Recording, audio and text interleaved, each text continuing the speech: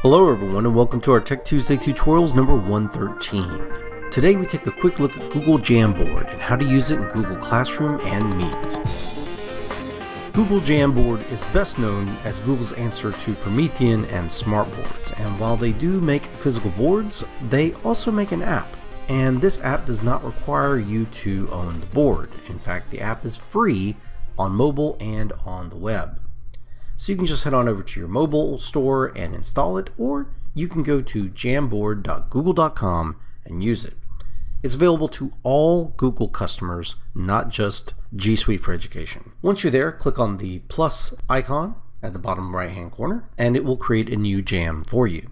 Google Jam is a very feature-light whiteboard app, and if you're used to the big dogs like Promethean or Smart or whatever, you may not have all the features that you really want here, but it's free, all your kids can use it for free, and it's web-based, and it ties into your Google account. So there's some good things going on there. First thing you want to do is go up here and name your Jam.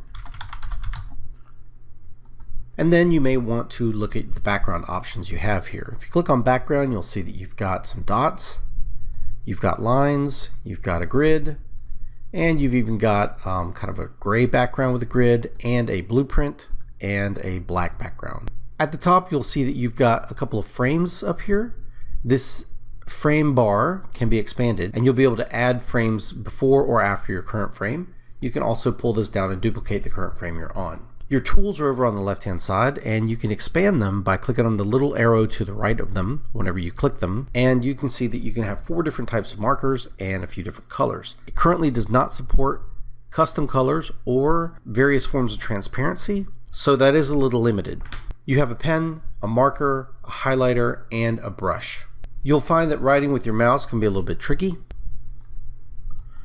and it can look a little rough.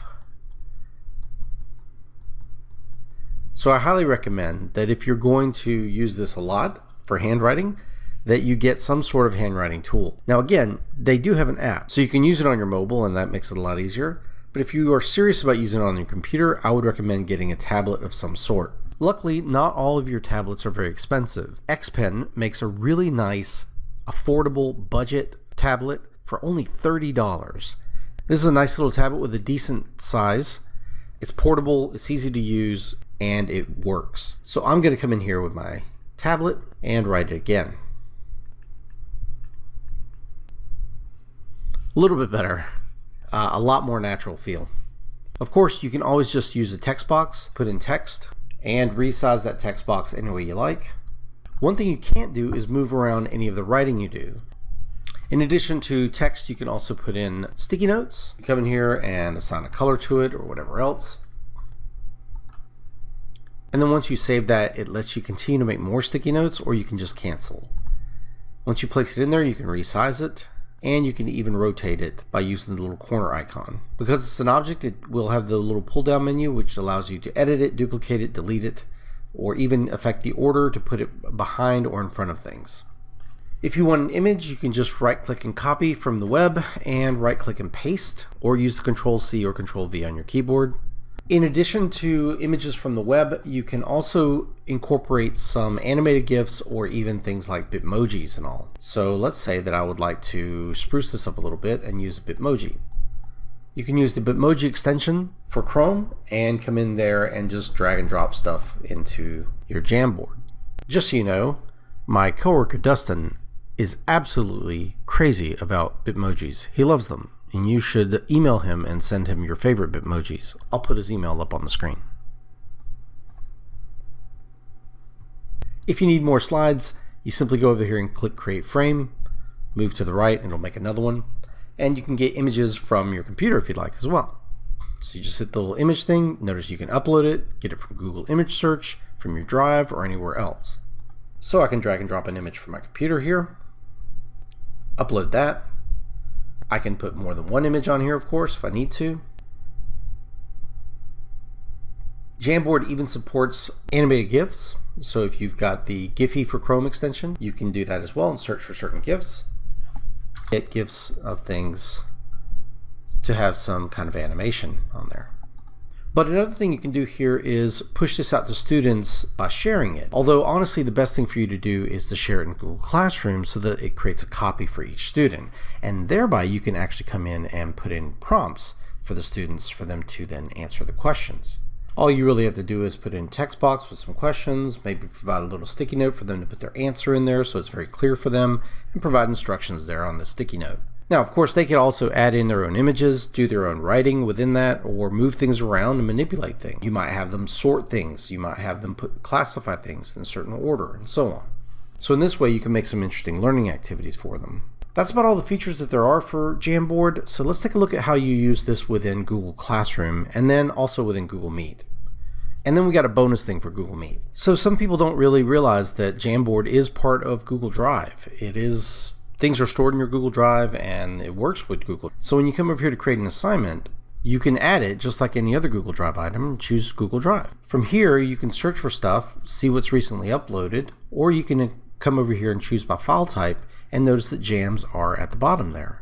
Filter out only your Google Jams, which I only have one right now, and then select that and insert that. And just like any other Google Doc or whatever, you can choose to make a copy for each student and then assign that out to the students. So what if you're in a Google Meet and you'd like to use a Jamboard there? Well, if you hit the three dots here, you have an option for Jamboard under Whiteboard here. Now, if you don't see this yet, be patient. It's coming out within the next week or so. It's already come out to a lot of folks. We already have it, but it's slowly rolling out in the next week.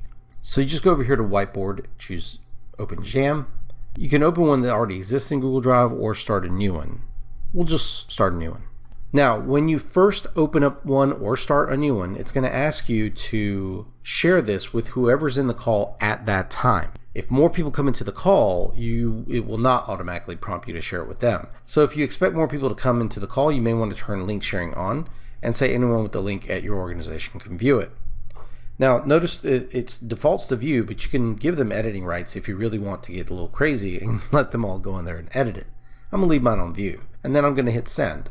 Now, it's going to open it up here for me, but for the student, it says that Daniel has shared a Jamboard meeting with you. And so you can go in there and open that up. And so the student will be able to go in and see this Jamboard, and I'll leave the students over here on the right, and you can see that one student has joined.